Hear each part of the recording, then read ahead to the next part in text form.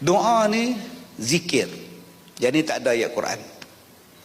Saya baca bila saya ada hajat. Saya nak ceramah, hujan lebat, baca dalam kereta, waktu dalam insya-Allah hujan berhenti. Saya ceramah tuan-tuan 28 tahun. Saya sakit sejak tahun 97, 21 tahun. Saya rasa saya sangat jarang ceramah dalam keadaan cuaca tak elok. Orang tanya saya, apa petua? Inilah petua dia.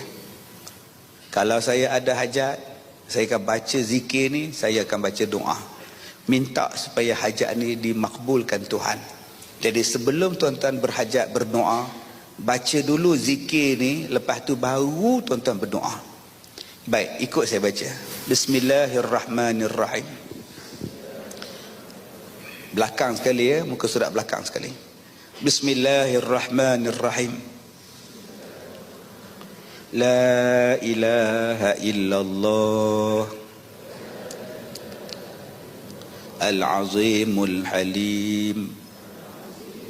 La ilaha illallah Rabbul Arshil Azim. La ilaha illallah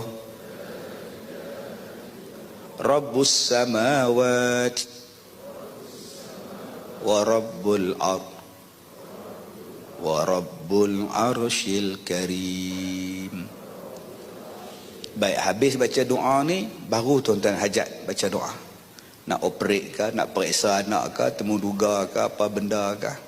Macam saya kadang-kadang dada ni pedih juga, kan? Jadi ambil tapak tangan, La ilaha illallah Al-Azimul Halim, La ilaha illallah Rabbul Arshil Azim, baca.